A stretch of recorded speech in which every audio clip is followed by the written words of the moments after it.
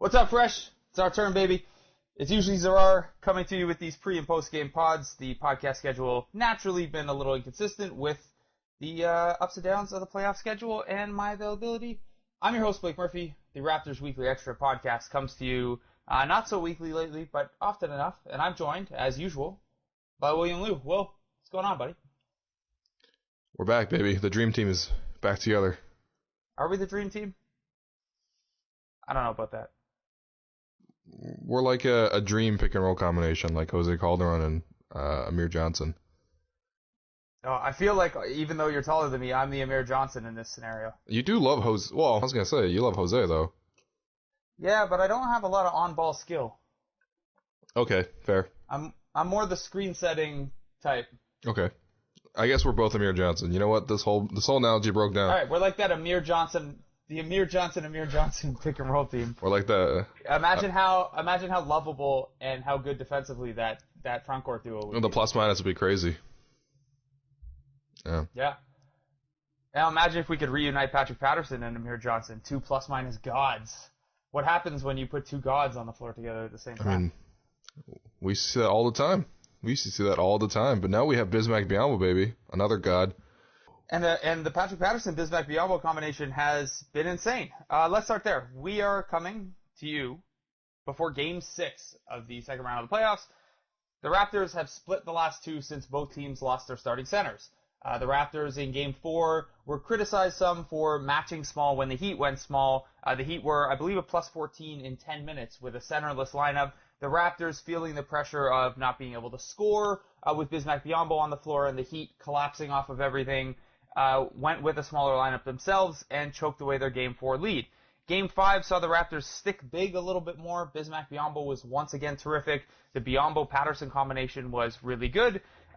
Those two are now, I believe, a plus 29 together over the last two games, give or take a couple points for memory. They've been great together, and the Raptors stuck big. And even though the Heat's small lineups were a plus 5 in 16 minutes, I think the Raptors showed they're comfortable staying big. The big question heading into Game 6 now, other than on the injury front, is whether the Heat will get more aggressive going small. They played 10 minutes without a center in a 53-minute game in Game 4. They played 15 minutes without a center in a 48-minute game in Game 5. We'll talk about the injury status of several key players later. Assuming Luol, Deng, and DeMarre Carroll play for the purposes of this part of the conversation, do you think the Heat will get even more aggressive going small in Game 6?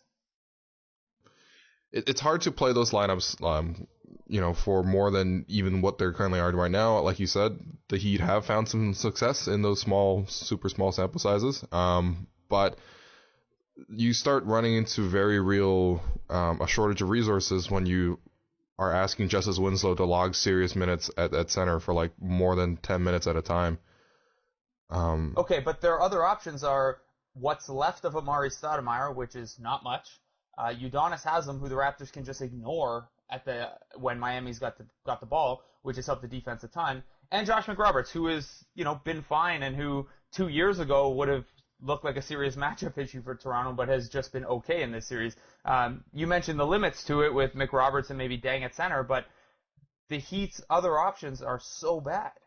Yeah, they're so bad, but I mean, I don't know. I mean, I thought some of McRoberts' minutes were okay in Game 5. I think he's probably their best big option. But I think he's going to start Game 6. Sure. Honestly, I mean, we've seen Spoelstra so quick with the trigger in terms of which big he's going to put out there. Yeah, he'll just ride whoever is functional. Is his approach. But I do really think that there is a serious limitation that you'll run up into, especially with the way Bismack is playing right now. He only got 3 offensive rebounds in Game 5, but I thought he was a constant presence around the basket. Took multiple players to box him out, and if Toronto is just gonna keep coming with so much front court presence, I know what you're saying. Like their ulterior options, their other options aren't great alternatives, but I don't know. I mean, I think even if you ride out the small lineup for longer periods, I think you'll see some diminishing returns when some of those wings get tired. And I don't know. I don't think we'll see too much more of a dramatic game plan from the Heat. Maybe they steal 5 more minutes of that small lineup, but I don't know. It's hard to imagine coaches, even when they're backed up into the corner, to abandon sort of most of basketball tradition and have no bigs. Yeah, and I agree with you that there's an upper limit to it, and I think it's probably, you mentioned maybe 5 more minutes. I think the tops of what the Heat can do with this particular group is probably about 20 minutes without a center in this game. The question then is, the Raptors have mostly stuck to using a backup center. In Game 4 it was Lucas Nogueira. In Game 5 it was Jason Thompson. They have played small for stretches to match up, but for the most part they've decided, okay, you know what, well, other than the closing stretch of Game 4, for the most part it's been, okay, you know what, we'll stay big, and maybe they'll be a little rangier. We'll defend well off of Justice Winslow, and, they didn't do a good job picking up guys in transition as well as they normally do, but they defended pretty well even when the Heat went small. I guess the follow-up question then is, say the Heat push it from 15 to 20 minutes, or even say 15 minutes. Do the Raptors look to match small a little earlier, or do you think Lucas Nogueira or Jason Thompson or even Luis Scola gets another shot as the de facto backup center? I thought Jason Thompson actually did quite okay in Game 5. His plus minus numbers weren't great, but I just thought stylistically he did something that, while he basically just protected the rim and realized that there's one guy I can help off of all the time, and that's usually Winslow, or, if McRoberts is out there, you can ignore McRoberts on defense and just basically be a constant presence at the rim, because that's, in the Raptors' victory so far, what they've done really well is take away the paint, and that's something they should do if they have the size advantage. So I think, the Raptors will probably continue going to their center lineups. I don't know if they'll go back to Bebe. It was such a hit or miss experience with him. He either would make very nice plays, or he would make egregious errors where he would hug up on whoever he was, defending, instead of helping and providing help at the rim. And Scola, my personal view at this point is Scola has become an assistant coach in a way. So, and a motivational speaker. Yeah, exactly. And you know what? Honestly, those are important things. It's just, it's hard when Scola's your only defensive guy. The Raptors need a lot of defense out of their center right now just to be able to take it away from the rim. So, Jason Thompson, I think probably more minutes from him. And if the Raptors do find themselves needing a little bit more versatility and size, maybe even James Johnson to be, unshackled as a backup option. I thought there was a bigger chance of James Johnson playing when DeMarre Carroll his status was up in the air, but I guess we'll talk about it later on. But it looks like Carroll might be able to go in Game 6. So, yeah. You mentioned Thompson. My one issue with Thompson's stretch of 10 minutes, and again, you're right that the plus minus, he was a -9. That probably doesn't do the job he did a service. But what I think was the issue with him, especially, he wasn't matched up against centerless lineups for that much of his stretch, but if he is, and even if he's not, he was very much offensive rebound hunting, which, when you have the size advantage, totally reasonable to crash the offensive glass. He grabbed 2 offensive rebounds in his 10 minutes, but I thought a couple times he got caught underneath the Heat basket and was late getting back in transition. And if the Raptors have had enough trouble at times guarding in transition and picking guys up. If you're supposed to be the rangy, smaller center in a lineup, you've got to be able to get back. So a couple times Thompson's got trapped underneath.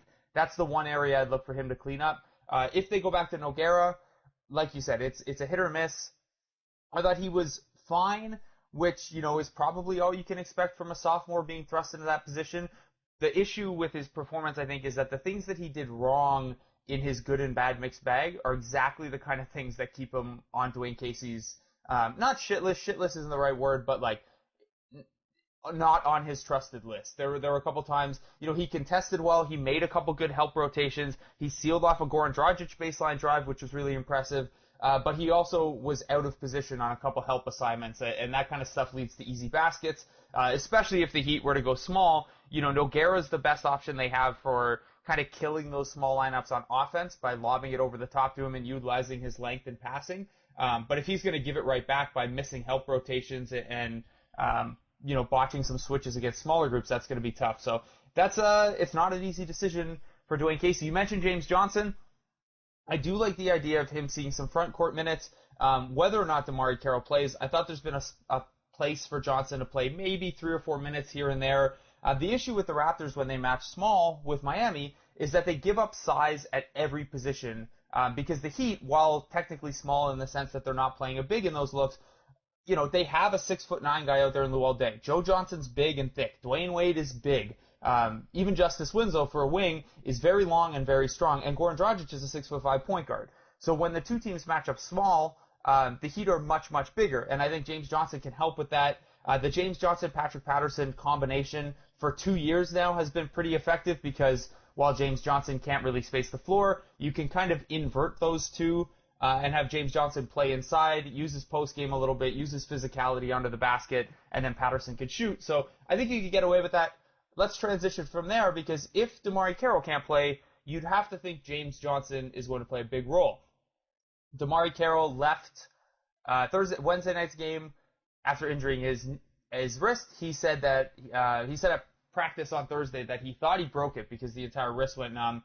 As it turns out, X-rays were negative, MRIs were negative. He's dealing with a left wrist contusion and is questionable. If this was our podcast, here's where we'd input some Carroll audio. But basically, he said at practice that he certainly made it seem like he's not sitting. He said if it ain't broke, and then he said that he's going to have a lot of input in the decision, and he said he's not called the junkyard dog for nothing. It sounds like DeMarre Carroll's going to play. If he doesn't, what is the contingency plan? Is it Norman Powell, who's had a pretty ineffective series, thrust back in? Is it the TJ Ross game? Are we seeing James Johnson? The team always talks about next man up, and all 30 teams talk about next man up. But if Carroll goes down, who is next man up for the Raptors against this Heat team? Well, it's going to be Norman Powell. Norman Powell has filled in that role. Obviously, Carroll's been in and out of the lineup most of the season, and towards the end, it was mostly Powell that drew those small forward minutes. And I think Dwayne Casey likes the rotation where he can get Terrence Ross off the bench. He can sort of catch the Heat on their bench units with some lesser defenders, hopefully, and Ross is able to sort of rise up for a shot. Ross has been really good in this playoffs, despite some very inexplicable gaps. Yeah, Terrence plays. If he just never touches the ball in the backcourt, they're fine. Yeah, I thought that was really funny. One play during Game 5 where it was like very clear that there was no other Heat players in the backcourt, but Lowry ran like almost directly parallel, like directly to Ross, within like 2 feet of him to get the outlet pass, just to make sure he wouldn't screw that up. You're probably seeing Norman Powell again coming off, and I think Norman Powell is probably the one that makes the most sense. Although, what worries me there, the size thing. I mean, Dwayne Wade has kind of abused Norman Powell. He's sort of got him with his up fakes. Powell's committed some silly errors. We've seen him pick up like 2 fouls in 3 minutes, things like that. So it's annoying. There's no perfect solution, but turns out Dwayne Wade's really hard to guard. Yeah.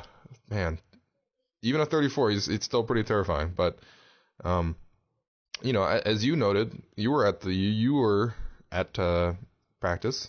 Was it practice? Yeah. On Thursday. Yes. You noted that you were there, and DeMarre Carroll said essentially that he's gonna give it a shot unless it's broken, and it is not broken. It is as a bruise, and it's on his offhand, and as DeMar DeRozan said to him, exactly right. I mean, you really. Yeah, sorry. The idea of DeRozan making fun of someone else about his dribble is a bit funny to me right now, but yeah. I don't know, man. I think DeMarre Carroll's going to play. He's probably going to wear something protective on his arm. Yeah, I think so too. We have to do the due diligence, though, and it's one of the questions we got asked, I think, of who's up. And the comments in response to every DeMarre Carroll update we've provided have asked about James Johnson. So I feel like we needed to cover that. I do think it would be Norman Powell first man up in terms of who starts. I think he'd have probably a quick leash. Again, because of the size, because James Johnson was brought in for guys like, if not even Dwayne Wade, Joe Johnson, although we're going to talk about Patrick Patterson on Joe Johnson a little later. Terrence Ross, back to him just for 1 second. the plus minus doesn't love him in this series, and in a 5-game sample where we're not controlling for teammates, that's going to be fickle. 10.6 points on 50% shooting and 40% on threes in this series. He's the one player right now for the Raptors who can consistently make an outside jumper. And with the Heat sagging back on every defensive possession, you kind of need somebody who can get a bucket from the outside. Yeah, DeMarre Carroll shooting 44.4% from 3 in this series as well, on a higher volume, but he was also, not particularly effective in Game 5. I do like what both of those guys have done in terms of, and this is a very un-Terrence Ross thing to do, and he didn't do it as much in Games 4 and 5, but I thought Ross has been good attacking off the catch and, kind of getting into the teeth of the defense to keep things going. He's made a couple uncharacteristic passes off the dribble, and I thought he was one of the only guys who didn't seem, shook by Hassan Whiteside, which at first was weird, but then I realized that Terrence Ross is probably just so unaware of his surroundings that Hassan Whiteside doesn't bother him because he has no idea who Hassan Whiteside is. Yeah, I'm really thrilled that Terrence Ross is growing up into J.R. Smith. At that contract, and at this age, at 24 or 20, if he's turned 25 yet, with the room to grow, if Terrence Ross was 2016 J.R. Smith, that would be fine. Yeah, no, I'm serious. I think, if anything, at this point, now that Terrence Ross has sort of found a nice niche off the bench, and the Raptors have found a nice balance where they don't necessarily need Terrence Ross. They have contingencies in place if he's inconsistent, and you can sort of just ride out the hot streaks. If you have that kind of luxury, I almost want Terrence Ross to have even less of a conscience when it comes to shooting the basketball. Because he's a fantastic shooter. I mean, I don't think so. We've seen Terrence Ross shoot some shots where he's running and then jumping up in the air and then twisting his body towards the basket while shooting. A very JR move, by the way.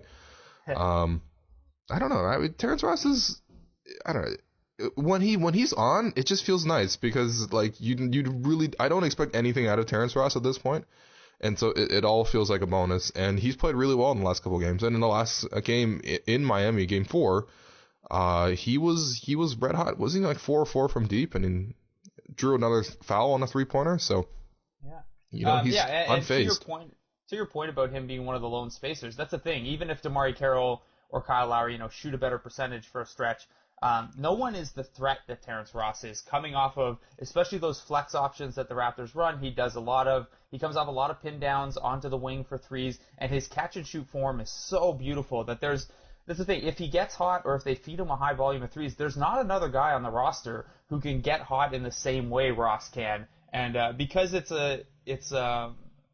stuff that other guys can't do. It's stuff that is going to force new decisions on an opposing defense that no one else can really force. Not that, Terrence Ross isn't Steph Curry, but he's kind of settled in as a 40% 3-point shooter, which is a really nice asset. And now because we've said nice things about Terrence Ross, he is going to turn in an awful Game 6, I'm sure. That's the Terrence Ross, baby. That's the Terrence Ross I know. Inconsistent, yeah. But that's going to happen. But that's fine. That's fine. If it happens, you know what? They've already gotten more out of Terrence Ross in this series than I think they could have expected. He's averaged 25 minutes a game over 5 games and hasn't, wet himself. I mean, yeah, he hasn't wet himself, and that's great. He's even making a couple drives, actually, which is kind of crazy. That's what I'm saying. He's been aggressive. It's been good. I mean, he's made some... Look, we shouldn't pump his tires too much because he has made some bonehead plays, and he's, lapsed on defense here and there. But it's been... I think it's a matter of the bar being very low, and then the things he does do standing out because they're big. Threes count a lot. Threes are big. They count for 3 points. Mm-hmm. What we need, though, is for Terrence Ross to fulfill his full form as J.R. Smith North. We got to get a DM leak. That could go one of two ways. That could be hilarious, or it could be devastating. Yeah. Okay, careful, Terrence. Just be careful. DeMarre Carroll's probably going to play. Yeah, probably. We cover the contingencies if he doesn't. If he plays, you know what you're getting with DeMarre Carroll at this point. He's been pretty good. His defense has been a little bit up and down in the series, but when you're averaging 36 minutes a game and you're defending the quality of guys that he is, that's probably going to happen. I thought he showed some nice aggression on the offensive end. Getting 11 points per game out of him is more than I expected at any point post-injury before next year. On the flip side, the Miami Heat may or may not be without Luol Deng in what was eerie in terms of the similarities in both how they injured themselves and the process afterwards. Luol Deng left the game in the third quarter, left Game 5 in the third quarter after injuring his left non-shooting wrist. X-rays were inconclusive in his case, and he had an MRI on Thursday. That MRI came back clean. It's being called a left wrist contusion, and he is questionable for Game 6. Obviously, neither team, without their starting center, can really afford to use one of their combo forwards, and both players play a huge role at the defensive end and as a floor spacing threat for their respective teams.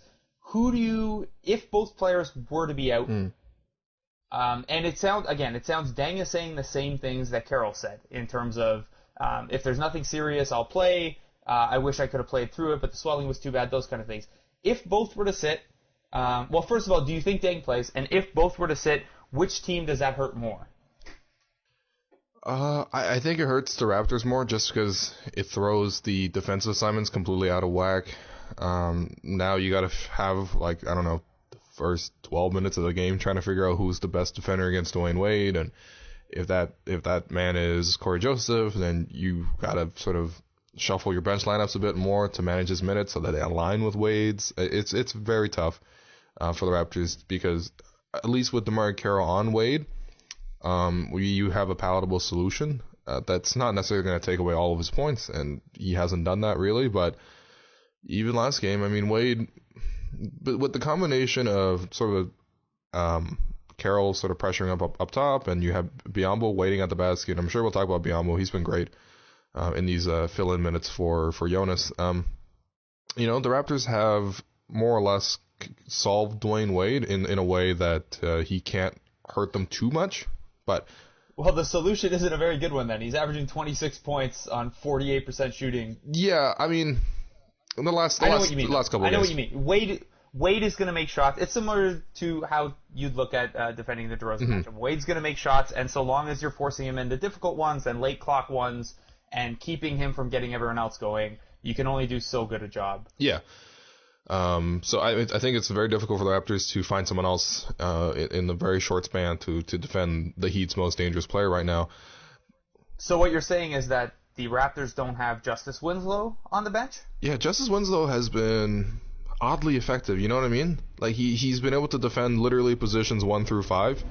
And I guess that's not too hard when the 5 right now is Bismack Biyombo, but just keep him off the glass, which I think he's done an okay job of. Yeah, he's averaging 4.8 rebounds in 25 minutes. That's not bad for a wing playing center. Yeah. He even hit a long 2, which was, I think he was in something like a 2 for 23 stretch from outside the restricted area in the playoffs. So Yikes. He must be feeling great after knocking down that long 2. Yeah, I really see like a Jimmy Butler career for him if he can just nail down the jumper a bit. He's got the size, and defensively he's very solid. Yeah, and for the Heat, okay, if you lose Luol Deng, then you have the similar problem. You have to find someone else to guard DeRozan. But I think they have enough older, savvier guys. If Dwayne Wade had to and expended a bunch of energy guarding DeMar DeRozan, he could do it. I have no doubt that he could do it, even though he's old. I mean, he'll probably suffer on the offensive side of the ball just because of he's only got so much energy to give now that he's older. But I'm a little bit more confident that he can guard DeMar DeRozan in the pinch with someone else rather than the other way around for the Raptors guarding Dwayne Wade.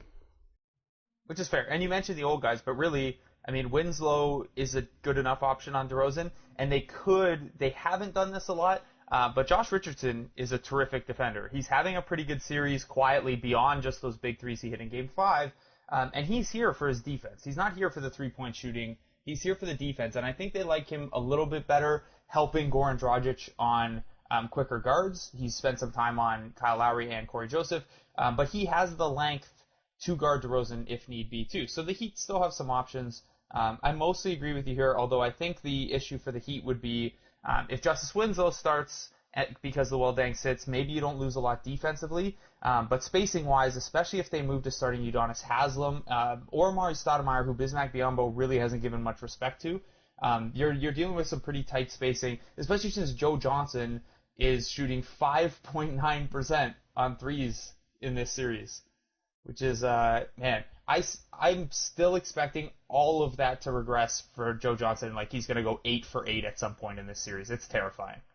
Yeah, I mean, Geez, I guess we could use that to segue into Patrick Patterson, because I was actually a little bit skeptical coming into the series that Patterson can consistently guard a wing player. And as much as Joe Johnson does a lot of his work in the post and uses his strength, and he's a bully ball wing, he still is a wing player. And I didn't know if Patrick Patterson could stick around screens and stuff, but I think the Raptors have done a great job as a team guarding Joe Johnson. Around those screens, they've sort of figured out we can switch Bismack onto them, and that's been neutralized from that perspective. And then in terms of just sticking one-on-one, Patterson has done an amazing job sticking with Joe Johnson, and obviously holding him to 5.9% shooting from deep, which is literally 1 of 17 in the series. Now that's not entirely Patterson. A couple of those looks have been wide open, including the clutch one at the end of Game 4, I want to say. But I do agree that Patterson has done mostly a good job, which is why there's a question from Jordan Papazoglou. I'm sweating. Pronouncing that. Yeah. Okay. He said, why did Pat have trouble guarding ISO Joe in Game 5? And I didn't really think that was the case. I know, look, Joe Johnson's so crafty and so strong that he's going to score post baskets on occasion. He's going to score face-up baskets on occasion. There was one point in Joe Johnson's career where he was one of the only players in the NBA who was more than one standard deviation above average as a spot-up threat, as a driver, and as a post-up player. This is a guy who, and he's still only, 34?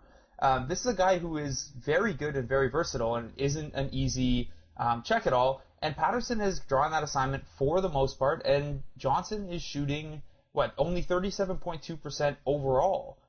Let alone the 1 of 17 on 3. So I feel like Patterson has done mostly a good job. And the Raptors have given him help, and they've switched, and they've put other bodies on him, including DeMarre Carroll, including Bismack Biyombo. But I thought for the most part, when we got excited during the regular season that Patterson was spending spot minutes on Carmelo Anthony or LeBron James or guys like that, this was why. We thought maybe it was for LeBron. We thought maybe it was for Paul George. But Joe Johnson is another one of those guys, and I think Patterson's acquitted himself really well, which is really, really important because the Raptors, I think, want to stay a little bigger even when the Heat go small. Yeah, no, I don't know what he was really talking about. Maybe he's talking about the play in the fourth quarter where Patrick Patterson was, getting very visibly gassed because he had played 40 minutes. Yeah, there was a play where Joe Johnson just, lost Patterson on one drive. There was one play that stands out, and I had it in big letters circled in my notes to try to go back and look at what the heck happened. I haven't done my rewatch yet, but I think other than that play, it was mostly fine.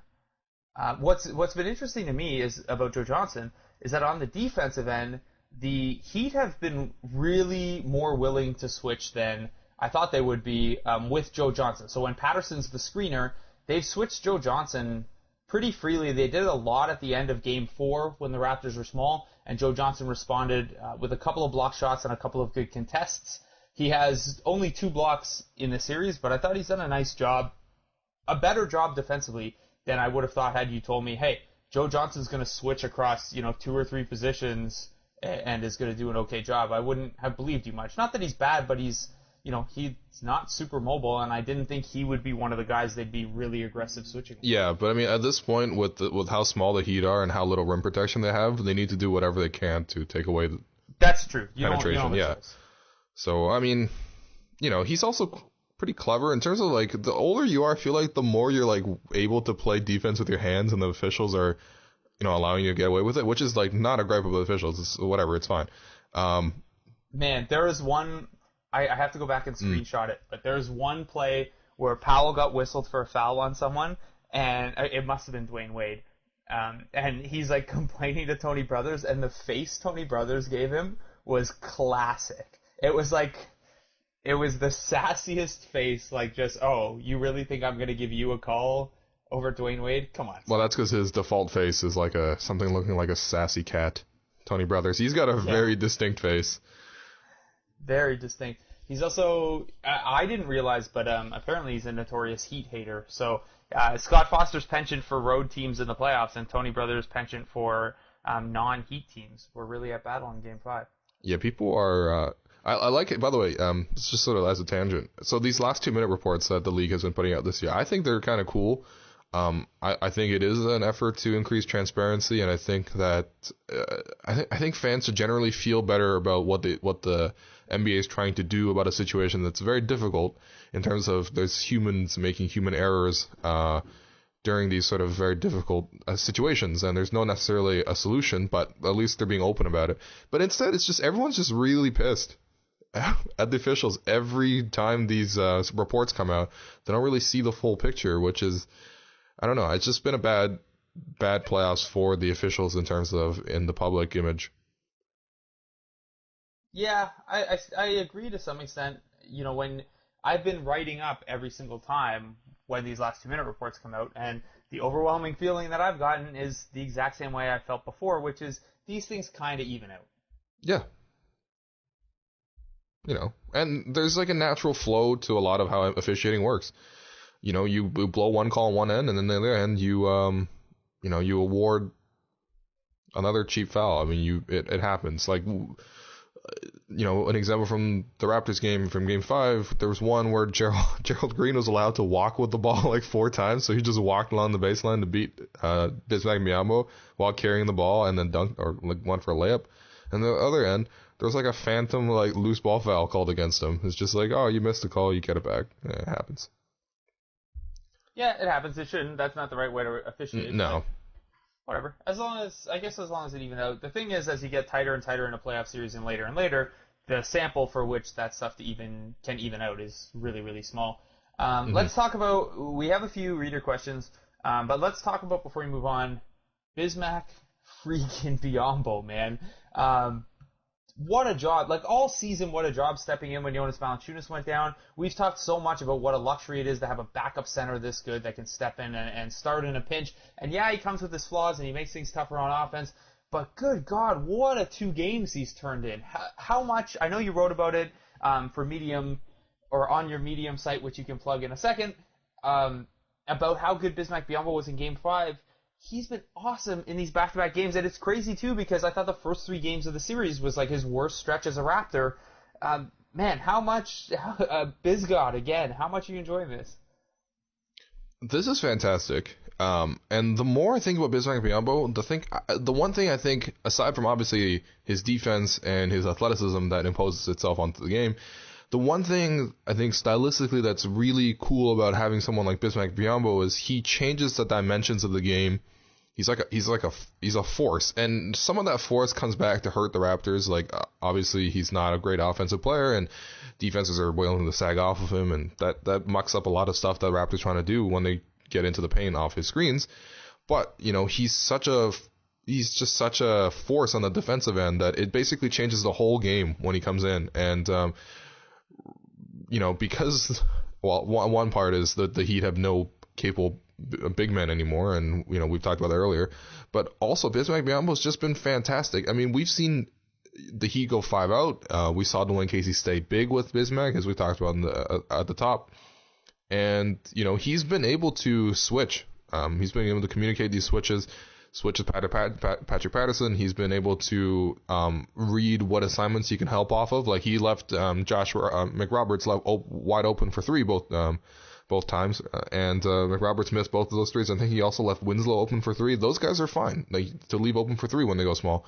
He's provided great help at the rim for Dwayne Wade. I mean, the Heat shot something like 45% in the restricted area, which is very, very low. And you could just see Bismack, man. He's dissuading Heat drives even before they happen. And to be able to take away the basket when he's on the court, and to be able to switch enough so that he's palatable when they go to the 5-out lineups, that he can still contribute with his rebounding and and screen setting and things like that. He's been a godsend, man. He's been a biz godsend for the Raptors in the wake of the Jonas injury. And that's before we even mention doing the Usain Bolt. Doing the Usain Bolt, doing the Matumbo finger wag on Dwayne Wade, and then beating Dwayne Wade. And just generally flexing a ton. A lot of flexing. He's the best, man. He's great. He's awesome. So much energy. It's great. I don't know if there's a player that the Raptors have had in recent, like maybe going back to Jalen Rose, that feeds off the crowd quite as much as Biyombo does and really plays up to them. And the Raptors have had some good guys for, being crowd favorites and being energy guys, but Biyombo seems to like really thrive on it and intentionally go out of his way to get the crowd going. And that's great too. And I think that he kind of goes out of his way to get his teammates going too. You can sort of see how he's, especially when he's able to sort of inspire Lowry, because sometimes Lowry is that kind of guy, and he certainly plays with that same intensity that Biyombo does.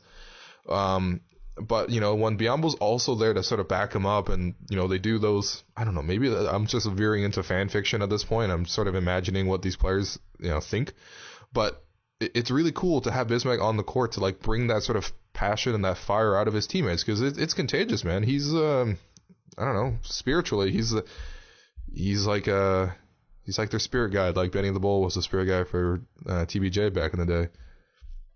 Wow, what a throwback reference. Rest in peace, Benny the Bull, by the way. He's apparently retiring. Damn. Raptors number one now.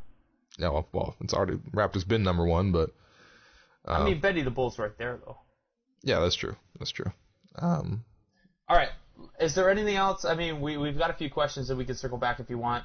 But is there anything else you want to touch on before we get to questions? Yeah, no, I just want to sneak in one more compliment for Biyombo, just because, obviously the biggest thing with him is his offensive shortcomings. And I would say his biceps, but he's great biceps. But I guess his offensive shortcomings are big too. Sure.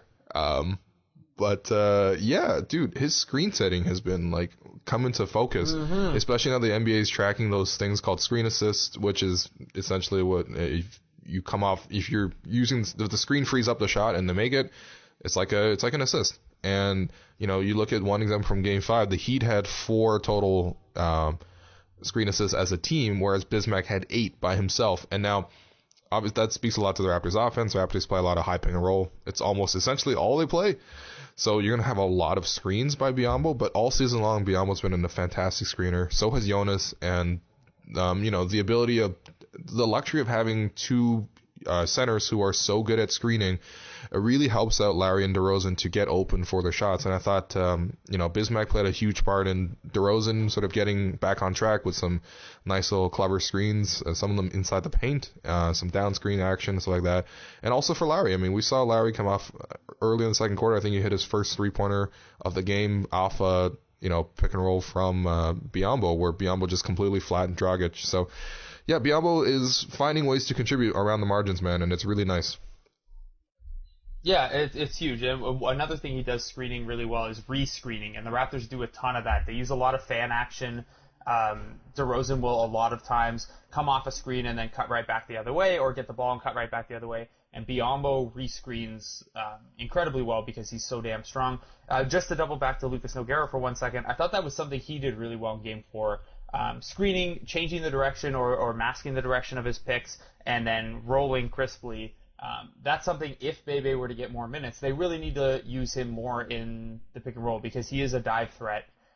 But yeah, Biyombo, I mean, the Raptors, I can't imagine, it's tough to watch other teams as closely as you watch the Raptors because it's 82 games and, you just can't get that level of detail with every team. It's tough to imagine a center group that screens as well and, not only just as well, but in different ways with different threats that they present than the Raptors center lineup. It's Biyombo and JV, man. That's gonna be tough to see that tag team split up. Yeah, it really will be.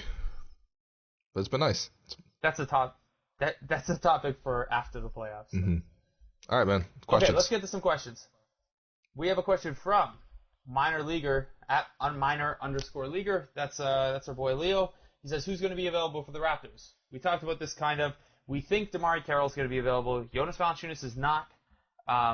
If Carroll's available, that means Valanciunas and Bruno are your inactives. If Carroll doesn't play, though, Bruno Caboclo active for a playoff game. It's possible. By the way, good news on playoff Bruno. Good news on the Jonas front. There were some pictures snapped apparently. Back when I was on Instagram. About no boot? Yeah, the no boot. Yeah, he wasn't wearing one at practice. He was walking around in flip-flops. How's he looking? Was he like limping or? It was hard to tell. He was working with Nick Nurse like far across the gym. It was hard to get much. I've heard conflicting things on the timeline they're expecting for him, so I can't really speculate accurately. But yeah, the fact that he shed the boot already is encouraging. And who knows, he may not have shed the boot completely. He may have shed the boot for a workout and then it's going right back in it, because if that protects his boot when he's off the floor, then that makes sense. Or protects his foot when he's off the floor, then that makes sense. But it's hard to peg down because I've heard different things. Okay, all right. But yeah, I mean, you can at least hope if they make the next round that he could play. It's an ankle sprain. That's true. They're tough. If it's a high ankle sprain or an ankle sprain greater than a grade 1, tough to see him coming back early in the next series at least. But hey, maybe they can call him day to day, and at least the Cavs have to prep for him. Ooh, a Heat move. Okay, what's that? That's a classic Heat move. Yeah. They're very deceptive about that. Okay, so we got Jordan's question. At T.Fan31 asks, what happened to Goran Dragic? Since game 1, he seems like a non-factor. He's been cursed for taking a swing at Corey Joseph's beautiful face. Goran Dragic is public enemy number 1 right now. I disagree that he's been bad since game 1, though. He's averaging 17 points, shooting 45%, shooting 47% on threes. I do agree he was less effective in game 5, and a big part of that was that the Raptors were doing a better job picking him up on the fast break, picking him up in semi-transition, and keeping him out of the paint. He has scored fairly effectively in this series. He is not creating for others at all. He's averaging 2.6 assists to 3 turnovers. The Raptors have really done a good job, if it was a point of emphasis, I'm not even sure, but keeping the ball in Dragic's hands and at least making him beat them instead of him using that chaos he creates on the break and in and off of drag screens to get others involved, particularly from behind the 3-point line. Yeah, I think Dragic, I still think Dragic, the Heat are at their best when they play through Dragic, because he pushes the tempo in a way that, no other Heat player really does effectively. And I think that's one of the reasons why, even on the plus minus, Dragic is plus 15, which is, better than Dwayne Wade, who's minus 27 somehow in the series. Or Joe Johnson, who's minus 22. Out of the Heat's 3 main operators, Dragic has been, I think, their most effective one. And, he does a lot of things like pushing transition, and like sort of pressuring the defense and opening up some plays for others.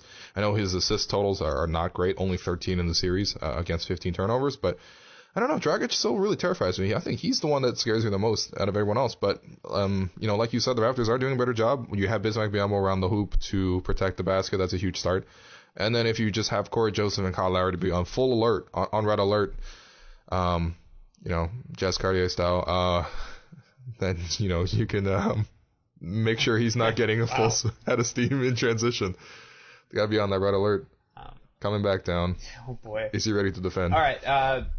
This is a great question from Golden Pup, at Golden_Pup. Best hair in the series, Green, Winslow, Bebe, or perhaps a sleeper like Spoelstra? Will, I'm going to give you the first chance to answer, but I got to say, Spoelstra's hair is awful. Well, if I put some grease in my hair, I basically have Spoelstra's hair, so.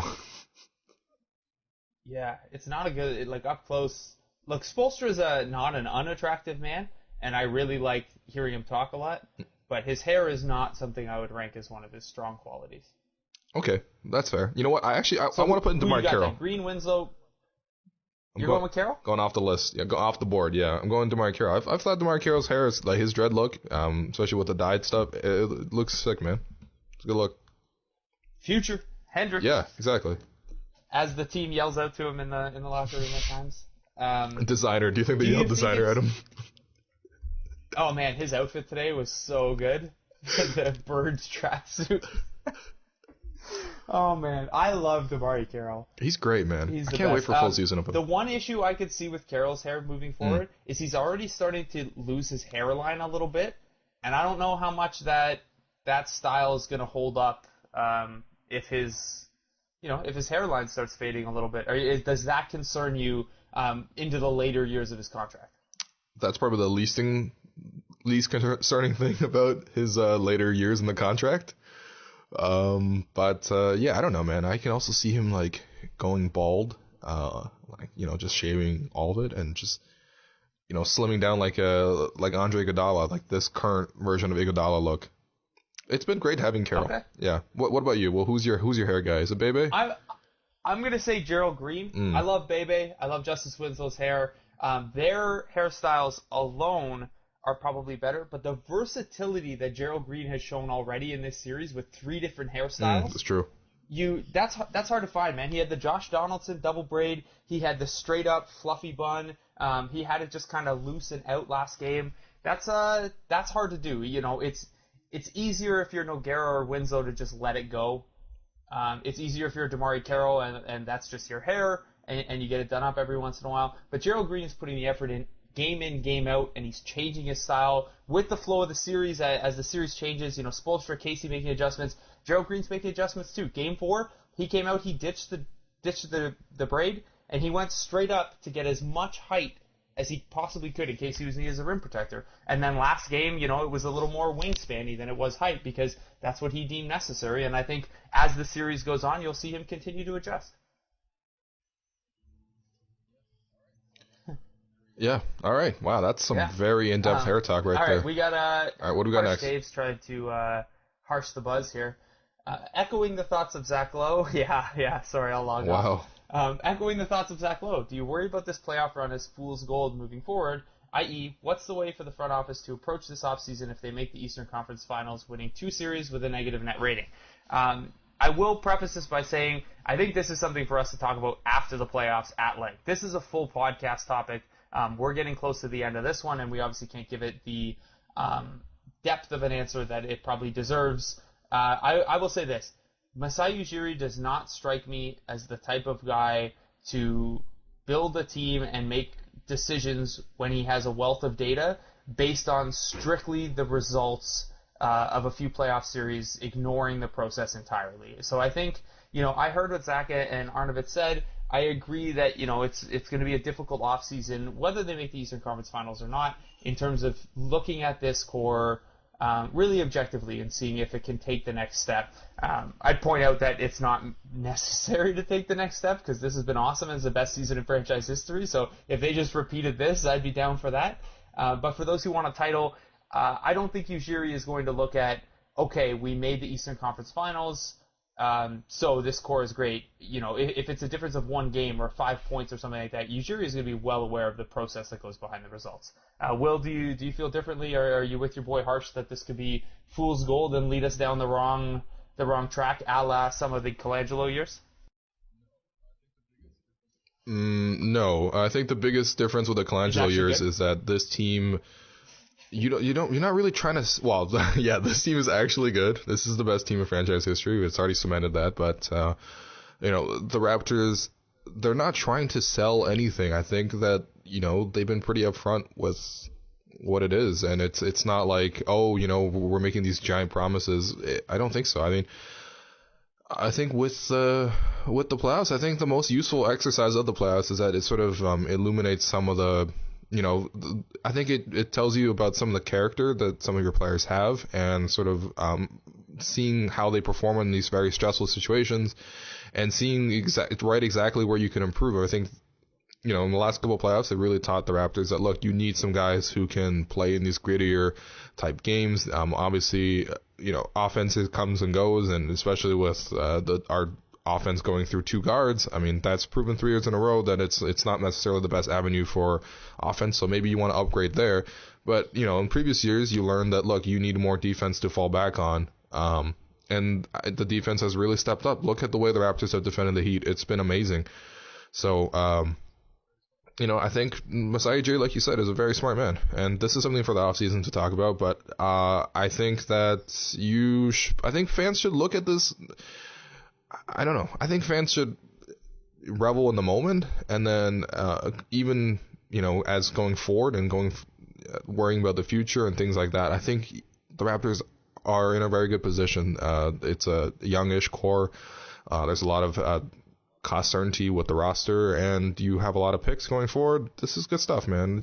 Let's just come on. We won 56 games. We might make it to the Eastern Conference Finals, however ugly the trip has been, and then at the end of it all, we might get a top 10 pick.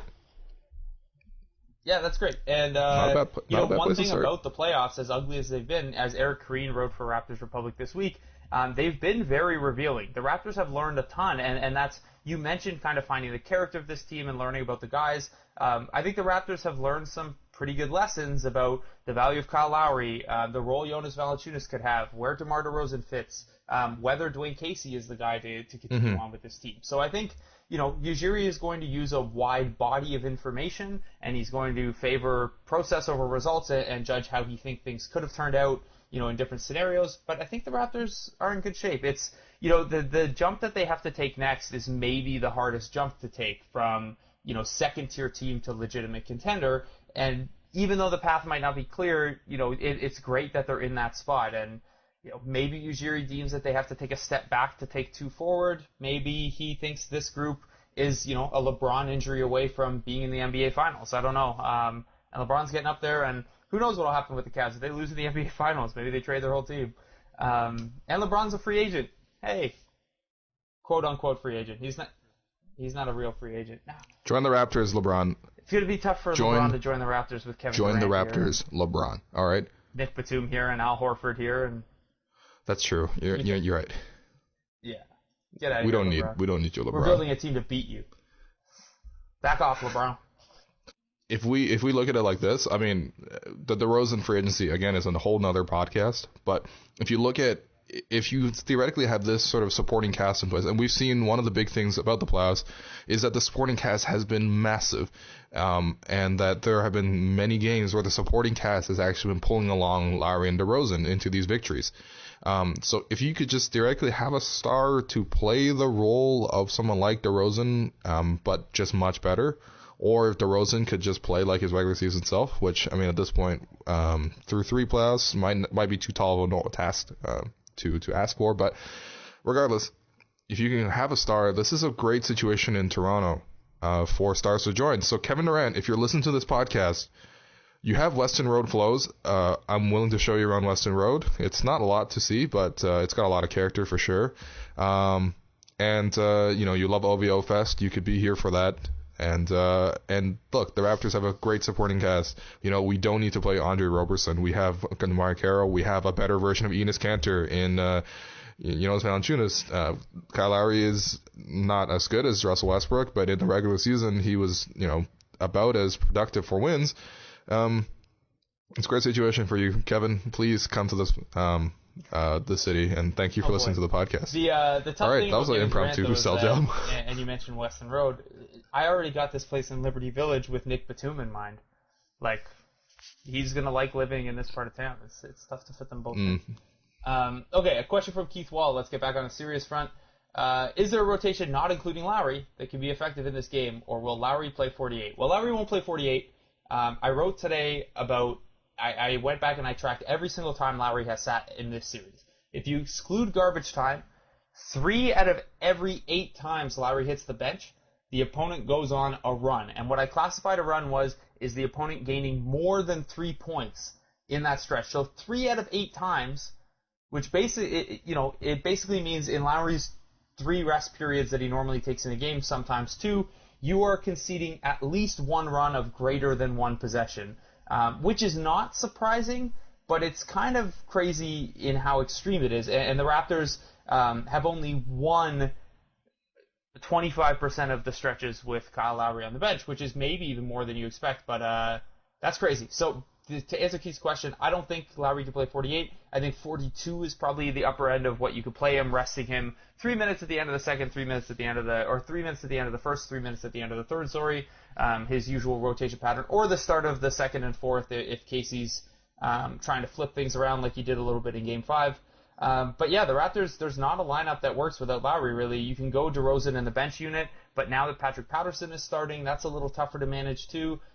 You just have to hope that in those 6 minutes or so that Lowry sits, you can survive. Unless you have a better option for a 5-some that might be able to hold up. No, I don't think so. I don't think the Raptors, you just look at all season long. DeRozan on the bench has been okay, but in the playoffs it's been a little bit more shaky, especially since DeRozan's been a bit more shaky. I think the plan with Lowry in Game 6 is the same as it was in Game 5. You give him 2 separate rest periods of 3 minutes at the end of first and third quarters. And you have to hope you just hammer the team in the minutes he plays. Yep. Okay, last question is actually 3 different questions that are all kind of related and super negative about the Biz God, which is just not cool, guys. Okay. We have Mark R., who asks, what adjustments do you think Miami has left to make? Is there any way they can force Biz off the court? Jay asks, if Deng plays and the Heat play their small ball lineup with Josh Richardson or Gerald Green instead of Winslow, is Biyombo still playable? And then Taranvir asks, how late is this question? Quite late. If it isn't late, Biz, for all the good he did, had a mediocre second half. Concerns. All of this together is, I think, pointing to something that I pointed out when I did that center versus center data dump on Thursday, is that Biyombo has been awesome, but the Heat's small lineups still have a positive plus-minus in Games 4 and Game 5 when they go without a center. Will, do you see the Heat? We touched on this mostly, and we talked about the upper limit that the Heat can go small, but do you see any concern with Biyombo keeping up this level of player, anything the Heat can do to disrupt his effectiveness? Well, I think what the Heat can do is create more variance with their sort of 5-out lineups, and I think that could benefit them in their favor. But aside from that, I mean, some of the options here, like Mark R., for example, or was it Mark R.? It was Jay who presented the idea of playing more Jay, Rich, and Green instead of Winslow. You're giving up a lot of size if you do that. And so, and also Green is very inconsistent. It's very inconsistent defensively. So, like, the Heat are running up in the situation where the reason why they have to play these 5-out lineups in the first place is because they have no better options. So, if you sort of make some substitutions like this, you're making some very, very costly trade-offs. And at some point, if you're going to put Josh Richardson out there, if you put Jason Richardson out there, the Raptors can definitely capitalize because that guy is like 39 years old. But, I don't know, man. I think Biyombo's fine. I think that you play sort of what the best lineup you possibly can make. And sometimes, if they're absolutely killing you, then you sort of adjust. But I think, the Raptors sort of learned this in Game 4, which sort of was one of the things that cost them the game, was that, the Raptors should play up to their own best advantages. And that's Biyombo. And if he's absolutely unable to assert himself in those 5-out lineups, then maybe you give someone else a look. But Biyombo's been such a great defender in terms of taking away the basket and everything else that, you should try to find a way to keep Biyombo on the court as much as possible, which is weird to say now. Here's the thing that I think about this. If you get down in the game and you're entering the stretch around the last, say, 6-7 minutes of the fourth and you're losing, then I can see Biyombo being a problem. If the Heat are too stretchy, if Biyombo's not having his best game, and then also there are the offensive limitations coming with it as you're trying to come back, then I could see the case. As long as the Raptors are leading, though, and I think they learned this lesson in Game 4, what Biyombo provides on the defensive end, no matter what lineup Miami's throwing out there right now, is too important to sit him down. If you're talking like a 2-point lead, maybe it gets a little more complicated. But so long as you're leading by a possession or two, and the Raptors will be aggressive doing offense-defense switches, and the Heat will be aggressive trying to go no timeout to keep Biyombo off the floor. I think if you have a lead and you're kind of in control of the game, you get to dictate that a little bit more. If the Raptors are down late, then the Heat are kind of going to get to dictate things because the Raptors are going to need scoring, and they're going to need scoring quickly. So it's tough. The Heat are at home. The Heat are probably going to be favored in this game. And the Heat kind of, the way the series has kind of played out, it's similar to Indiana. The Heat got to make the first move once the centers went down. And now the Raptors have responded, and now it's kind of the Heat's turn on their home court with their backs against the wall. And, you don't want to be reactionary. You'd like to be proactive in your rotations. But I think through the last 2 games, the Raptors have been at their best with Biyombo on the floor. They've been at their best with Patterson and Biyombo on the floor. And I think they'll stick with that until, it doesn't work, or until at least there are signs of it maybe stopping working. And I don't think the signs from the second half as Miami chipped away in Game 5 were striking enough or concerning enough for the Raptors to abandon that going into Game 6. Yeah. Actually, what's funny that you mentioned the Indiana thing? The outcome of the games have been exactly the same through 5 games. Yeah, I noticed that too. It's weird. Which means they'll lose tomorrow. Raptors are 5-0 after a loss. That's a credit to Dwayne Casey, man. I think Dwayne Casey gets, hey, I say this as someone who slandered Dwayne Casey in Game 4. I slammed him for the decision to bench Bismack, but Dwayne Casey has done a pretty good job in the playoffs, I thought. And even though the basketball has looked very ugly at times, I think it's a tribute to his stars not playing nearly as well. And I think honestly, if they could just hit some more of their shots, the offense wouldn't look nearly as bad. Regardless, Dwayne Casey has kept his team mentally focused, and obviously it's the playoffs now, and he had a quote where he said something about, if you're not mentally focused during the playoffs, then just go play volleyball or golf. And I'm like, those are two very different sports. I don't know what you're talking about, but volleyball's a trash sport, though. So volleyball's a trash sport. All right, it's okay. The Raptors are going to play Sunday no matter what. Are they going to be in Toronto hosting the Miami Heat, or are they going to be in Cleveland for Game 1 of the Eastern Conference Finals? They're going to be in Cleveland. The Raptors should pack for a long road trip. I disagree. I think this series is coming back to Toronto. I'm happy with how the Raptors have played. I'm very encouraged by it. It's really tough to close out a team on the road, especially a team as good as the Heat are at home and as experienced as the Heat are. I think it's coming back here for Game 7. But that's also, I said Raptors in 7 in the first place, so I'm kind of just sticking with what I said originally. This is if you pick a team in 7, this is kind of how you see it playing out, right? Like you split the first 4 games, and then the home team wins from there. So I'm not deviating from that. Okay, that's fair. I mean, for the record, I also had Raptors in 7 in this series, but you're just saying, forget it. The Raptors are closing I down. don't want to see a Game 7. And also, I think the Heat are so banged up at this point. Like, it's been a war of attrition. And as much as the Heat can still bring guys like Tyler Johnson randomly home off the bench, who I thought Tyler Johnson had a great game. Yeah, me too. What the hell, seriously, man? That's not fair. You're not allowed to bust out Tyler Johnson after literally months of sitting on the shelf and just have him be good. Tyler Johnson was oddly effective in Game 5 for a guy who hadn't played in months. So, other than like garbage time minutes. So. Yeah, I don't know, man. I don't want to deal with the stress of a Game 7. That's it, I think. Personally, I'm dreading Game 7. Just having to experience it, It's not fun as a fan. Well, it's not fun as a fan. It is very fun as a fan. And you know what? The Raptors have been very good against the Heat in terms of all the games have been close. And I think recently, especially with Whiteside out of the game, I think the Raptors have such a big advantage on the front court that, the Raptors probably should have been already done this series. I'm seriously. I thought they blew Game 4. They should have had it. So. Yeah, but the Heat can say the same thing about some of the earlier games as well. That's true. That's the thing about a series this close is that, you look at either side of it, and I'm sure if you were a Heat fan, we'd be having this discussion saying, the Heat should be up 3-2 with the chance to close out at home.